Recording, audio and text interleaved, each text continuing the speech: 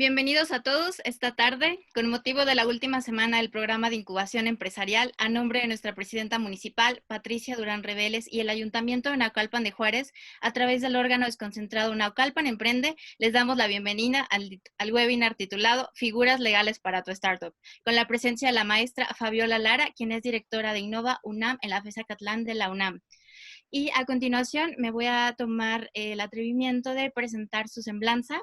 Bienvenida, maestra, licenciada Gracias, en Perla. Derecho licenciada en Derecho por la Universidad Nacional Autónoma de México, máster en Comercio Internacional por la Universidad de Alicante en España, diplomado en Formación de Consultores APEC, diplomado en Instituciones Electorales, actualmente cursando el diplomado en Derecho Corporativo en la UNAM y el programa para emprendedores de Silicon Valley, In Your Pocket, en la Universidad de California. Con más de 25 años de experiencia en comercio internacional y con más de 13 años de experiencia en emprendimiento, es jefa del Departamento de Proyección Empresarial e Intercambio y Colaboración Institucional y gerente de la incubadora de la Facultad de Estudios Superiores Acatlán.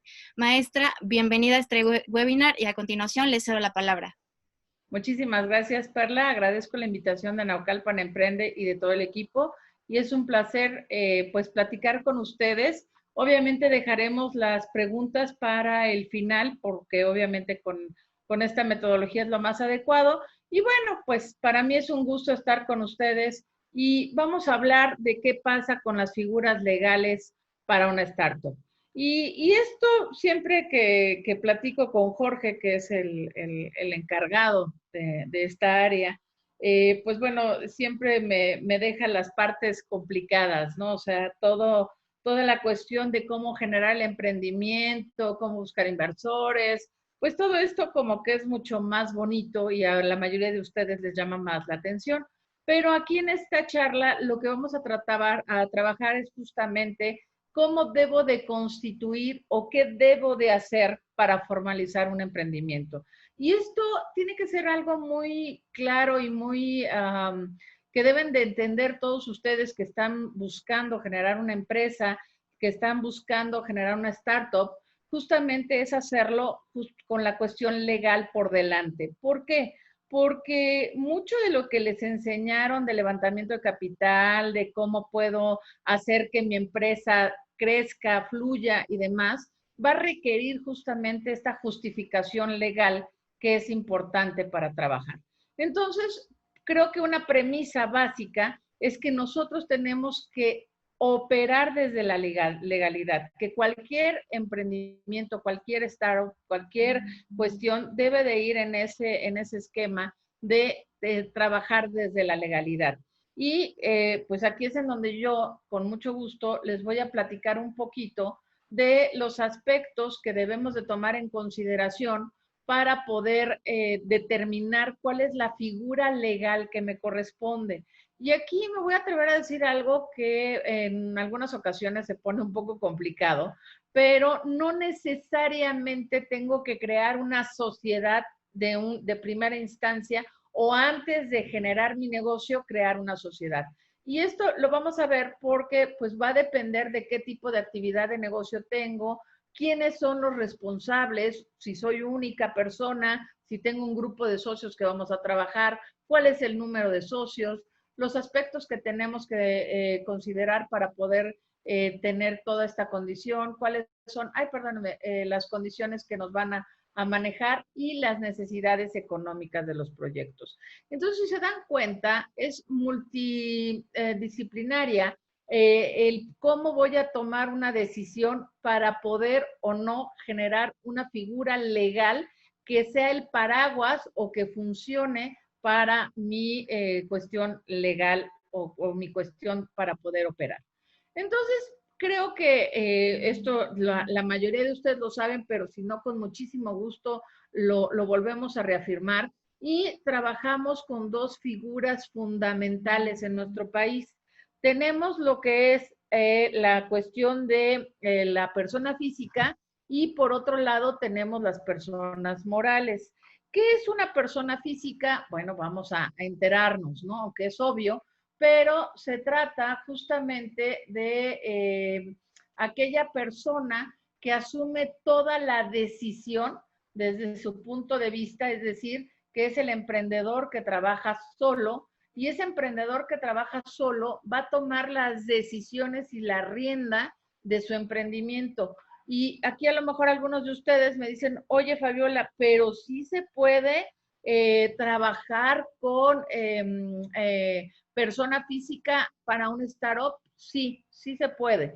No es lo ideal, pero ustedes pueden arrancar su emprendimiento con esta figura jurídica y luego evolucionar. No necesariamente todos tenemos que correr y crear una sociedad para poder operar como empresa, ¿no? Entonces creo que esto sí, sí es importante que ustedes lo sepan y que les va a ayudar mucho para poder trabajar en ese contexto, ¿no?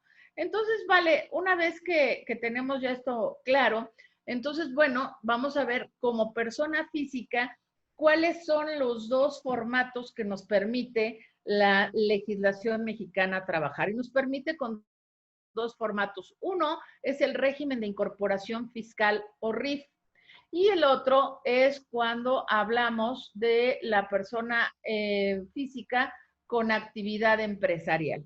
Y estas dos personas físicas tienen obviamente la misma forma en que solamente una persona se va a registrar ante Hacienda y va a ser la que va a tener las obligaciones tanto legales como fiscales. Y aquí, por favor, es importantísimo que todo mundo tenga claro que en el momento que se dan de alta ante Hacienda, ese día es el primer día que tienen obligaciones de declarar.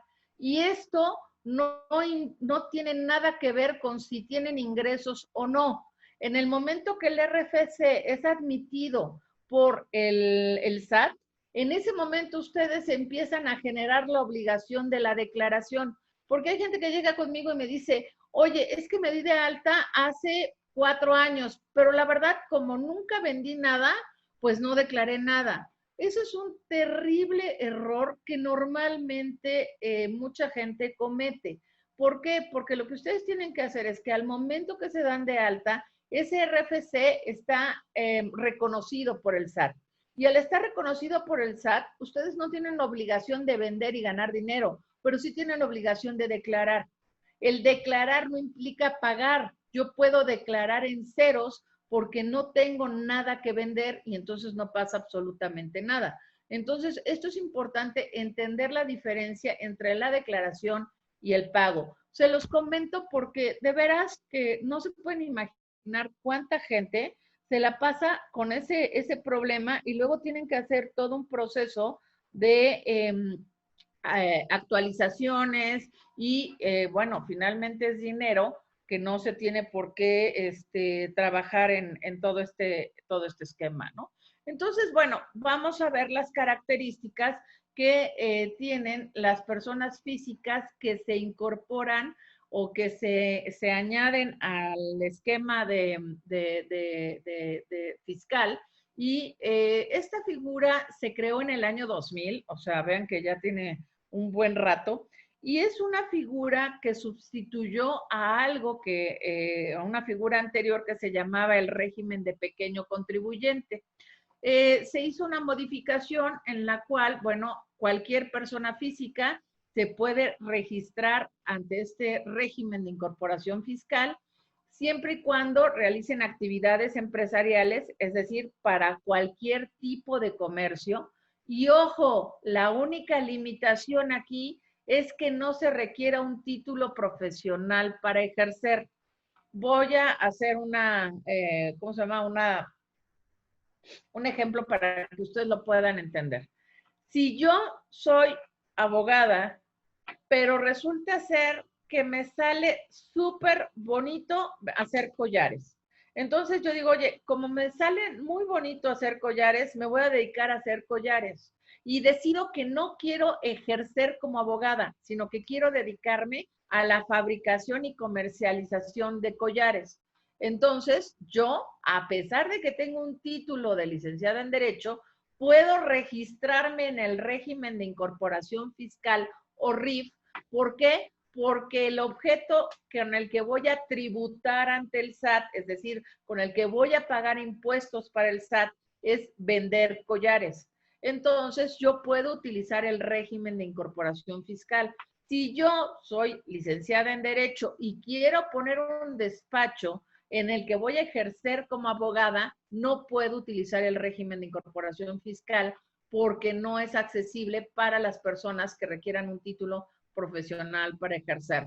Ejemplo, abogados, doctores, veterinarios, contadores, gente que para operar requieren ese título.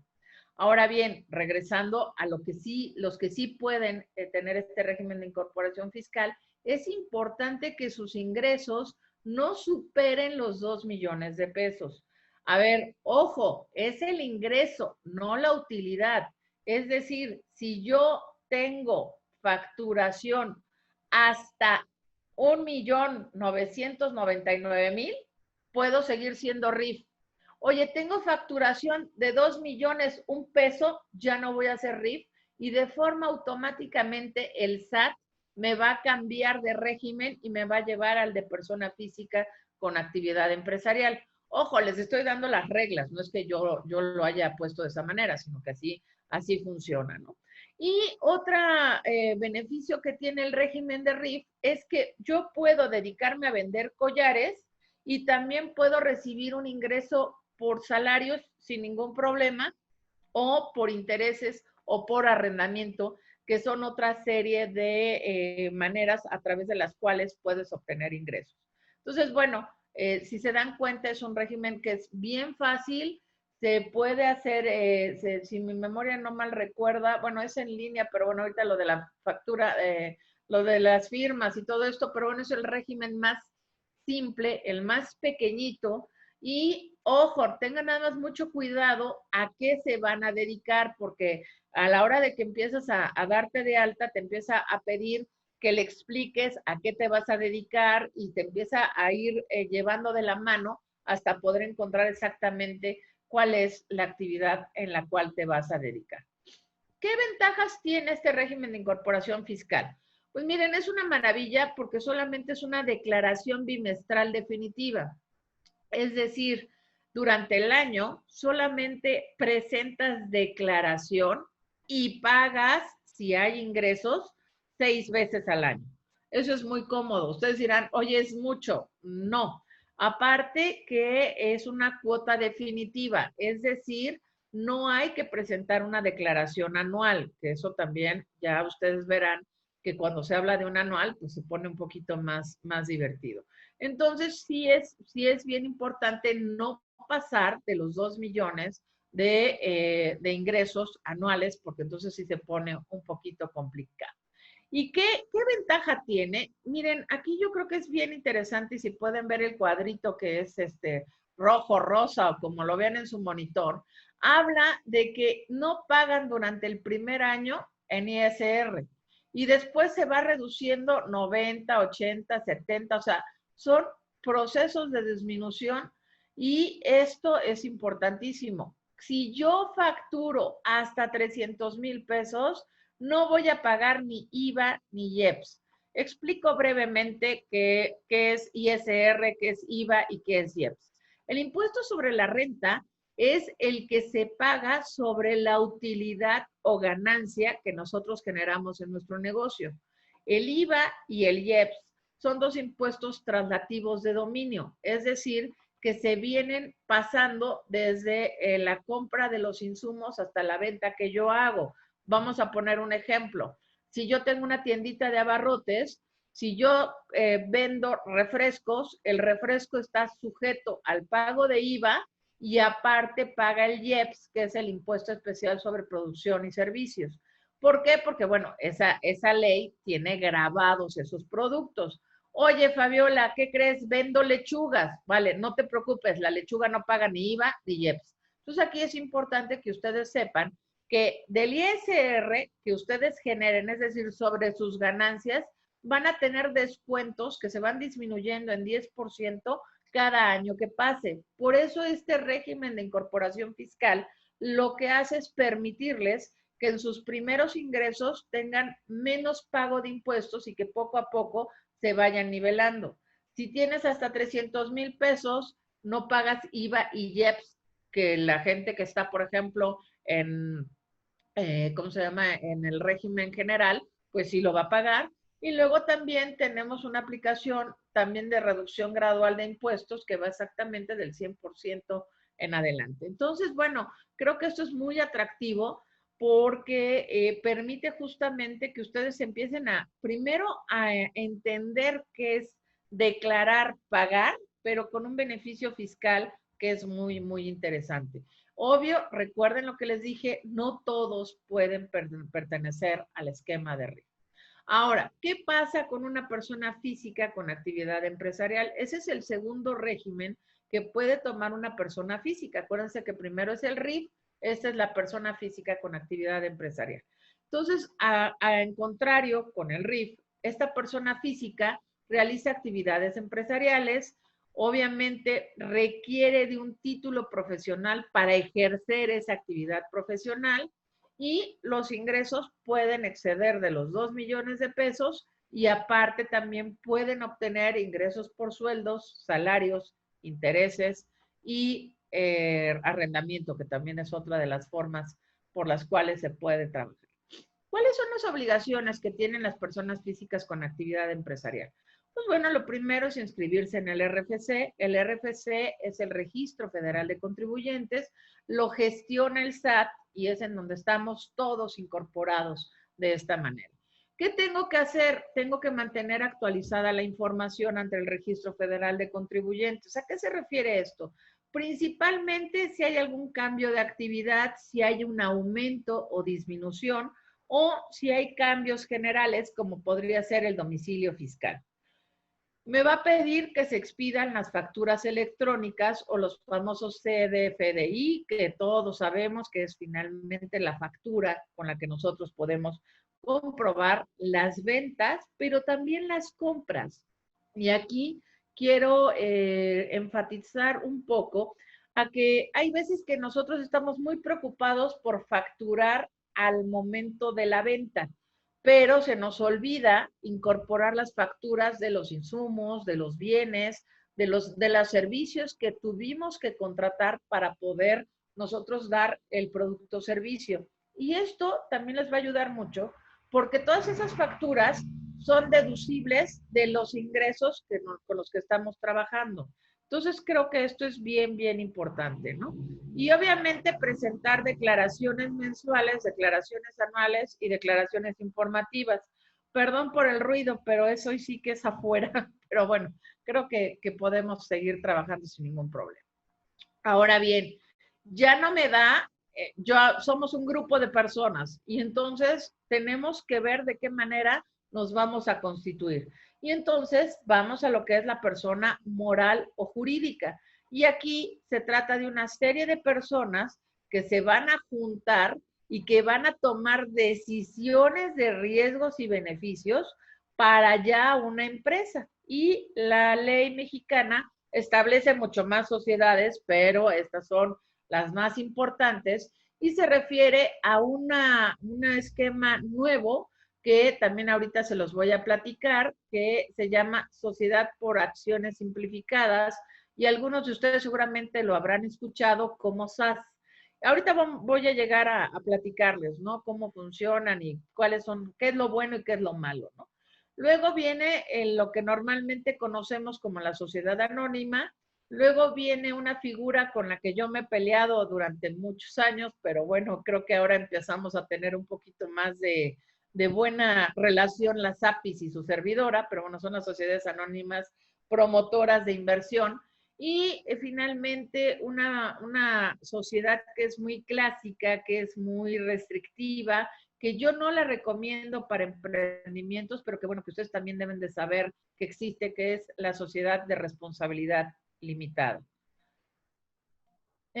Cuando hablamos de lo que son las sociedades por acciones simplificadas, bueno, vamos a platicarles que esto es relativamente nuevo y lo que permite es que ustedes puedan tener como capital, límite de ingresos, perdón, más de hasta 5 millones de pesos. Esto implica, y bueno, me voy a ir un poquito para atrás porque quiero explicar qué es esta sociedad de acciones simplificadas. Esta sociedad de acciones simplificadas lo que tiene es que se refiere a lo siguiente. Yo lo que hago es que puedo ser un solo socio y puedo tener una sociedad de acciones simplificadas. Entonces me van a decir, oye, Fabiola, a ver, espérame, ya no te entendí. ¿Qué no me dijiste? Que si era persona moral era porque era un grupo de personas. ¿Por qué me dices que aquí entonces puede ir una sola persona? Justamente la ley mexicana tratando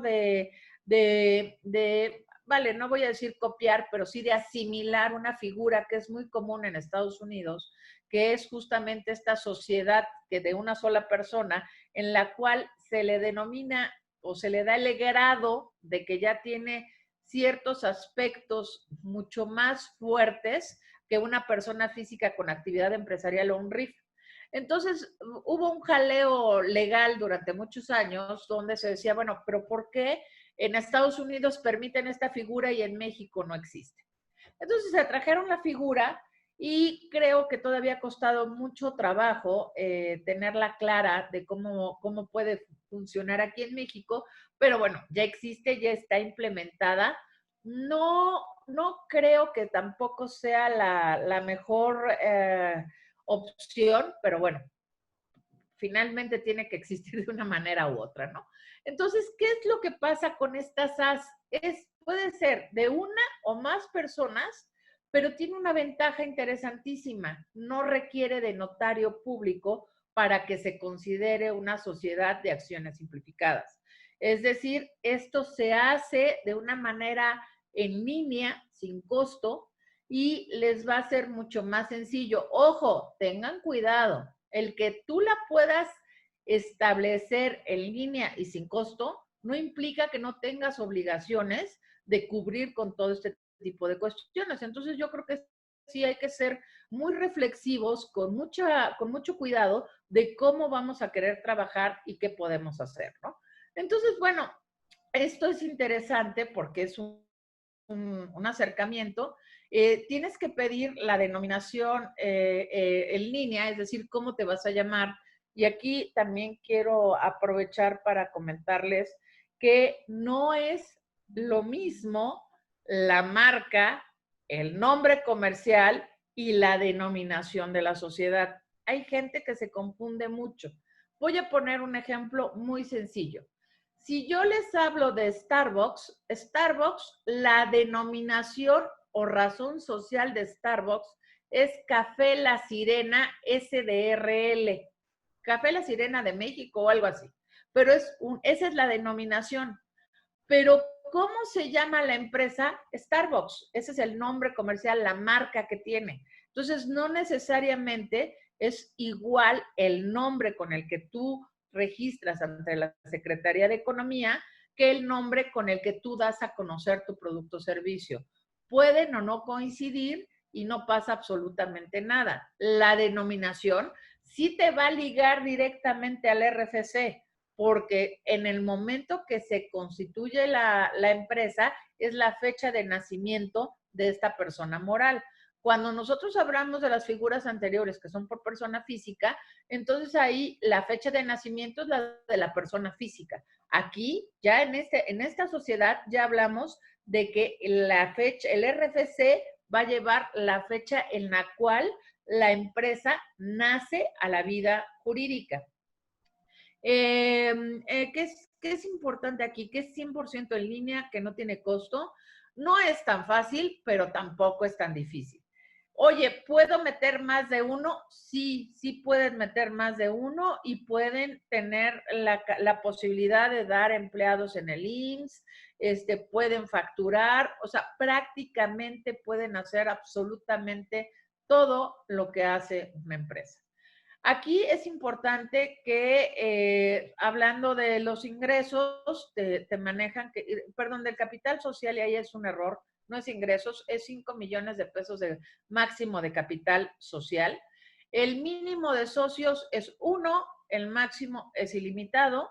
Y la responsabilidad de los accionistas va hasta por el monto que cada uno indicó. Y aquí es importante que cuando ustedes van llenando su proceso en línea para dar de alta estas SAS, les va indicando cuántas acciones son de Fabiola, cuántas acciones son de Francisco, cuántas acciones son de César, y todo eso tiene que ir indicado porque así es como va a salir los estatutos de su sociedad por acciones simplificadas. A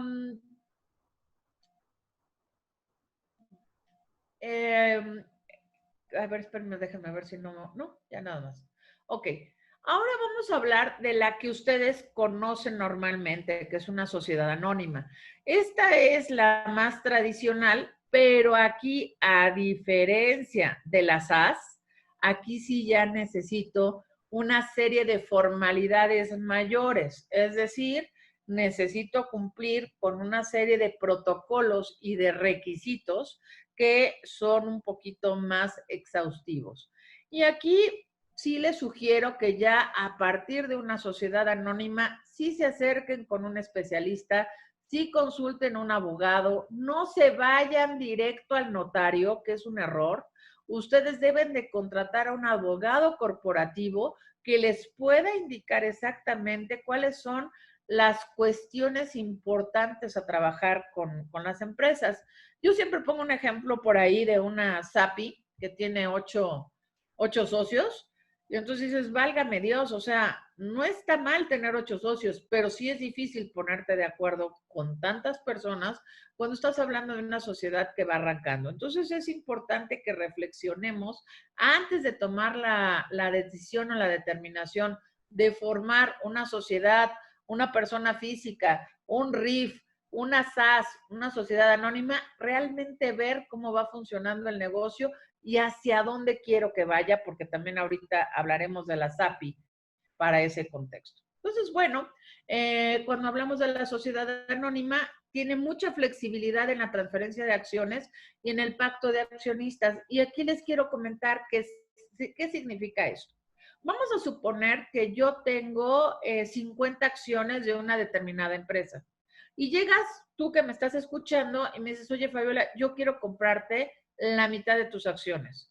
Es tan fácil como que yo te diga, ¿sabes qué? Dame el dinero, te endoso mi título de acción, que esto es importante que ustedes sepan que existe. O sea, la acción no solamente está en el acta constitutiva, sino que debe de existir un documento físico porque la acción es un título de crédito. Y con eso, entonces yo agarro, endoso como si fuera la factura de un coche, endoso la acción y te la doy a ti. Y a partir de ese momento tú eres propietario de la acción y no solamente tienes los derechos accionarios, sino también tienes derecho de voto dentro de la asamblea de la SA. Esto parecería que es innecesario cuando estamos hablando de pequeñas empresas, pero por favor vean que a la larga esto se vuelve muy complicado cuando no está ordenado desde el principio. Hay gente que llega y me dice, no, es que mi socio y yo somos hermanos, nos queremos, nos hemos ayudado, o matrimonios que llegan y me dicen, no, es que nosotros nos llevamos súper bien y nosotros trabajamos juntos porque estamos enamorados y bueno, todo un rollo. No les quiero decir la cantidad de casos que a lo largo de mi experiencia he visto de cómo se destruyen amistades, cómo se destruyen relaciones, perdónenme, cuando entra este concepto de ver quién tiene y quién no tiene representación y participación en las empresas. El número mínimo de socios que puede tener una sociedad anónima es 2, o sea, es el mínimo que nos van a pedir, y el máximo no existe legalmente ningún contexto para que me digan que está limitado a un número, ¿no? Entonces, hoy sí que es de aquí al infinito y más allá. Y la responsabilidad de los accionistas es también justo por el monto de las acciones de su aportación. Entonces creo que no hay mayor ciencia oculta, es muy sencillo, pero insisto, aquí lo importante es, si es sencillo, pero nosotros no somos expertos. Y aquí me voy a permitir darles un consejo. Hay emprendedores que quieren hacer todo, ¿no? Y entonces dicen, yo quiero presentar mis declaraciones, yo quiero redactar los estatutos sociales, yo quiero vender, yo quiero facturar, y vale, hay gente que lo logra, pero creo que es una de cada 100 que logra hacer todo de manera eficiente. Entonces también es importante que nos dediquemos a lo que nuestro negocio va a ser y que dejemos esto en manos de expertos, en manos de gente que realmente, y ojo, no se vayan con el primero, o sea, siempre que tengan que contratar un producto o servicio, por lo menos 3 cotizaciones, por lo menos saber qué me están ofreciendo y elegir la que es más adecuada para mí. Y yo les voy a decir una cosa, yo soy persona física con actividad empresarial y desde que me constituí, ya no recuerdo hace cuántos millones de años luz, nunca he presentado una declaración. Y a mí mucha gente me dice, Fabi, pero eso es muy fácil, nada más te metes al portal del SAT y tú presentas tu declaración. Yo creo que yo soy buena en lo que hago, por lo tanto, yo le pago a alguien que es bueno en lo que hace para que presente mis declaraciones. Entonces, creo que aquí es importante también entender que tenemos ciertos roles o ciertas cosas que son importantes de hacer o de ver, pero bueno, hoy sí que es ¿cómo se llama? A como lo quieran manejar. Como cualquier sociedad, el nombre tiene que estar autorizado por el portal de tuempresa.gov.mx y esto es para que justamente nos den la autorización de la denominación, insisto, la denominación es importante. Hace algunos años, varios, resulta que este proceso se llevaba ante la Secretaría de Relaciones Exteriores. Realmente era incomprensible por qué lo hacía la Secretaría de Relaciones Exteriores y creo que es un acierto que ya lo haga la Secretaría de Economía. Pero aquí también es importante porque luego la gente quiere ponerle a la denominación social como le puso al producto, o con los nombres de los 3 hijos que tuvieron, o vale, cuestiones que no son importantes, o porque dicen, no es que tiene el nombre de mi papá, el apellido de mi mamá, y bueno, hay que buscar cosas que realmente sean fáciles de autorizar por parte de la propia Secretaría. Ahorita que estamos viviendo la pandemia, estos trámites que eran un poquito rápidos, que eran ágiles, se están yendo obviamente a más días, ¿no? Sin embargo, se siguen generando todas estas búsquedas de denominación y por lo tanto también se pueden constituir las empresas, ¿no? Entonces, creo que sí es importante. El siguiente punto habla del protocolo ante el notario público. ¿Qué es esto?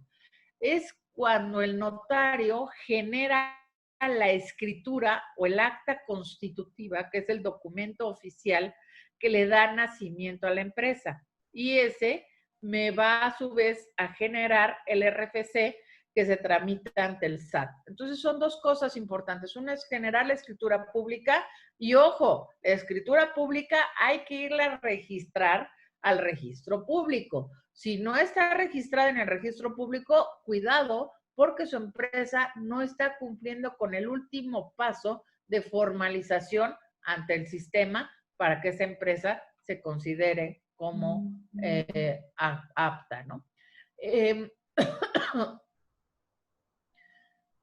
Creo que es todo para la SA. Y ahora viene una sociedad con la que yo me he peleado mucho desde que la sacaron. Pero bueno, les voy a platicar porque es una sociedad anónima promotora de inversión. Se llama SAPI. Y entonces todo el mundo en el mundo emprendedor dice, no, ni le pienses, constitúyete como SAPI. Vale, a ver, yo les voy a decir una cosa. Constitúyete como SAPI si consideras que quieres que otras personas inviertan en tu producto y que pueda llegar un momento en el cual tú les digas, ¿sabes qué? Te lo vendo y tú te vas y empiezas con otra empresa. ¿Por qué? Porque, y esto lo hemos estado viendo mucho en la incubadora, el emprendedor mexicano, el empresario mexicano, tiende a crear una empresa para él mismo. O sea, porque lo que quiere es generar obviamente un ingreso, tener un producto o servicio atractivo, diferenciado, lo quiere vender, quiere hacer muchas cosas, pero resulta que lo quiere como si fuera una propiedad, como si fuera algo tuyo. Cuando es algo así, yo considero que lo que deben de hacer es una SA, curiosamente, que dices, bueno, es muy fácil vender las acciones, pero aquí lo que estamos viendo es que esta cuestión de promover la inversión en las pequeñas y medianas empresas para fomentar su crecimiento y facilitar el aumento de capital y facilitar la entrada y salida de socios, esto empieza a generar un estrés muy fuerte con la gente que se quiere quedar con su empresa. Yo les voy a decir una cosa, creo que durante muchos años de mi experiencia de emprendimiento, pues yo siempre veía que era lo lógico, ¿no? Si alguien generaba una empresa, pues adelante. Pero ¿qué creen? Realmente el emprendimiento y la cuestión de generar estas startups y de buscar este tipo de inversión rápida, de ir con un venture capital, todo este tipo de cuestiones, es porque lo que estás creando es un modelo de negocio que sabes que funciona, que es rentable y que se lo quieres pasar al otro para que se lo compre y le se haga grande. Y tú te dediques con ese dinero a crear otro negocio que puede ir en ese esquema de escalabilidad. Obviamente ya va a depender mucho de lo que ustedes decidan y de cómo lo quieren trabajar y de manejar. ¿Cuáles son los requisitos que tiene la SAPI? Pues obviamente también se genera por títulos accionarios, como les comenté, son iguales a los de la CCA. También tiene un mínimo de 2, un máximo ilimitado, y la responsabilidad aquí es importante, es una responsabilidad limitada de cada uno de los accionistas, y entonces por eso también es importante que ustedes sepan que eso también es un riesgo. Para mí es una contradicción, pero bueno, insisto, nos estamos empezando a entender lo que son las APIs y su servidora, ¿no? Obviamente es importante, y aquí vamos a seguir con el mismo proceso para poder obtener la denominación. La denominación es fundamental y si la Secretaría de Economía no nos otorga esta denominación, no vamos a poder proseguir. Va a tener también todo un esquema ante notario público, con el mismo esquema, todo igualito que la SA, y se va a obtener el RFC exactamente igual. Aquí la diferencia importante con la SAPI es que vamos a poder recibir capital o inversión que me permita a lo mejor, oye, no sé, estoy pensando en un emprendimiento que necesitan un molde para hacer un producto y el molde vale 50 millones de pesos. Oye, ¿sabes qué? Llega un inversor, dice, ¿sabes qué? Aquí te van tus 50 millones de pesos, pero me vas a dar una cantidad de la empresa para que yo pueda también tomar decisiones sobre la utilización del molde. Vale, estoy poniendo un ejemplo genérico, ¿no?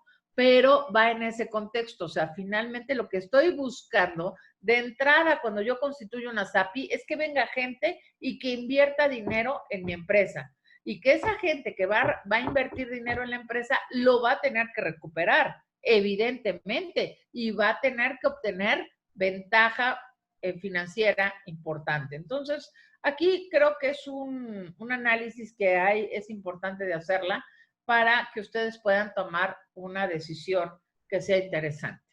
Y la última sociedad que vamos a analizar el día de hoy se refiere a lo que es la sociedad de responsabilidad limitada. Este tipo de empresas se sugieren o se recomiendan principalmente para lo que viene siendo las empresas de tipo familiar, de control familiar. ¿Qué es lo que se hace o por qué se funciona este tipo de empresa? Porque lo que me permite es que se limita la participación de nuevos socios. Es decir, yo agarro y digo, ¿sabes qué? Voy a hacer una sociedad con mis hermanos, con mis cuñados, pero no permito que entren personas que no tengan una relación de parentesco sanguíneo o por afinidad conmigo. Y entonces, esa estructura de la SDRL justamente permite este tipo de protección. No son muy atractivas para los inversionistas. ¿Por qué? Porque justamente se trata de empresas que se quieren quedar dentro de una familia y entonces se mete mucho esta cuestión de la responsabilidad limitada, ¿no? Las partes sociales son individuales y, bueno, son indivisibles por distintos, o sea, si se dan cuenta, no hablamos de acciones, son partes sociales. Vale, es el equivalente, pero no se pueden vender como se vende una acción. Oye, Fabiola, pero entonces no puedo nunca quitarme esa propiedad. Sí la puedes hacer, pero normalmente lo hacen los otros socios que tienen poder sobre la empresa. Es muy difícil que se lo vendas a un tercero. El número de socios es un mínimo de 2, como en cualquier empresa, y un máximo de 50. La sociedad de responsabilidad limitada, de la misma forma que las anteriores sociedades, requiere de la autorización de la denominación, obviamente el protocolo ante notario público y la obtención de un RFC directamente ante el SAT. Cuando hablamos de las sociedades, desde que empezamos con la anónima hasta que terminamos con la DRL, toda esta protocolización ante el notario público tiene honorarios, los abogados tienen honorarios y también tienen que tener claro que para disolver una sociedad también se paga. Ya no es tan fácil agarrar y decir, no me gustó una, ahora me voy a otro. Y otra cosa que también es importante que ustedes sepan es que ya el gobierno o el SAT tiene un control de los socios que están en cada una de las personas morales que les estoy haciendo relación y él puede, porque le van a pedir el RFC de los socios y entonces puede identificar muy bien si tú estuviste en una, luego te pasaste a otra, y luego te pasaste a otra, y luego te regresaste, ese control ya ahorita lo lleva el SAT. Hace muchos años no, y había una costumbre muy fuerte en México de abrir una empresa, cerrarla, y luego abro otra y la vuelvo a cerrar, pero cada día las cuestiones de gobierno que tratan justamente de evitar irregularidades, pues bueno, son mucho más firmes en estos contextos y sí te van a dar ahí una revisión. Entonces, yo también sí les recomiendo que antes de que vayan a generar una figura legal de su empresa, pues bueno, tengan cuidado.